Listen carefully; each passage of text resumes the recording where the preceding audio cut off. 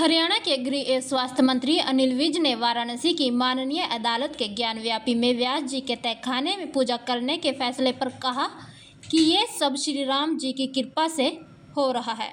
पत्रकारों से बातचीत के दौरान विज ने कहा कि जो भी हमारे आस्था के केंद्र थे उन्हें विदेशी हमलावरों ने देश में आकर तोड़ने का काम किया। उन्होंने कहा कि पहले अयोध्या में श्री राम मंदिर और अब ज्ञानवापी, इसी तरह धीरे धीरे आगे भी होगा।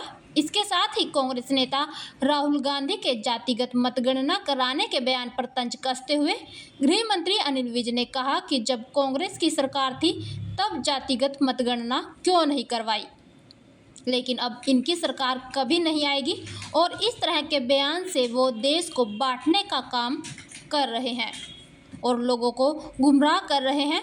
वहीं चंडीगढ़ में हुए मेयर चुनाव को लेकर विरोध जता रही आम आदमी पार्टी के हाईकोर्ट जाने की बात पर गृह मंत्री अनिल विज ने कहा कि वो कहीं भी जाए ये उनका अधिकार है, लेकिन चुनाव हुआ है और वे ये बात मानने को तैयार नहीं है। विज ने कहा कि हारने के बाद ये कभी ईवीएम पर आरोप लगाते हैं और कभी कुछ कहते हैं।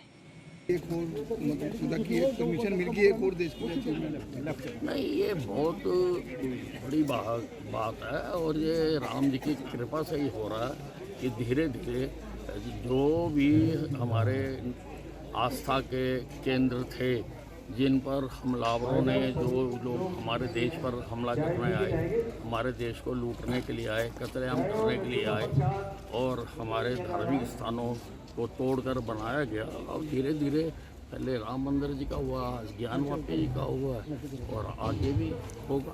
मतलब हेमंत सोरेन को गिरफ्तार किया गया ईडी ने, क्या कुछ वो तो अब जो कर्म किए हुए हैं उसकी सजा तो भुगत के ही जाएंगे ना, सजा तो भुगतनी पड़ेगी। चंडीगढ़ मेयर चुनाव को लेकर सुप्रीम कोर्ट जाने की बात कर रहे हैं भगवंत मान।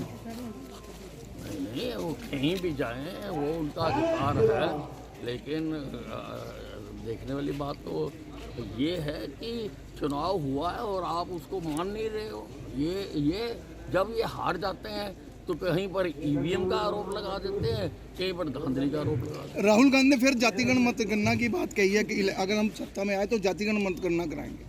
देखो, जब सत्ता में थे तब क्यों नहीं करवाया और अब कभी तुमने आना नहीं।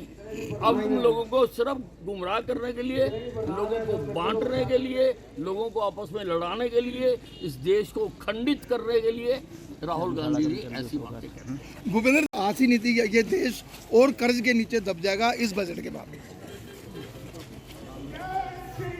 नहीं, देखिए, जो बजट पेश किया गया अभी उसका अध्ययन करेंगे। हुड्डा साहब ने तो पहले ही बना रखा होता ना, बजट बनने से पहले ही उन्होंने अपना जो बयान है वो बना रखा होता है और उन्होंने कभी पॉजिटिव तो बोलना नहीं, नेगेटिविटी के शिकार हैं और हर वक्त नेगेटिव बातें ही करते हैं।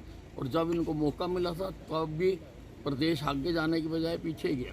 तो सब धर्मशाला का शिलान्यास किया गया, यहाँ पे क्या कुछ रहेगा? और अभी यहाँ पर बहुत, क्योंकि ये कॉलोनी जो हैं जिसने भी कॉलोनियाँ काटी हुई हैं, क्या ये सिस्टम का दोष है। अब वो सार्वजनिक स्थान के लिए कोई बीच में जगह नहीं छोड़ते हैं, ना पार्क होता है, ना धर्मशाला होती है, ना कोई स्कूल होता है, तो लोग काफ़ी कठिनाई में रहते हैं। तो यहाँ के एक व्यक्ति ने अपनी जगह दान दे के ये बनाई है, मैं उसका बहुत आभारी हूँ और ये बन रही है धर्मशाला, इसमें जितने पैसे की जरूरत होगी उतना देंगे।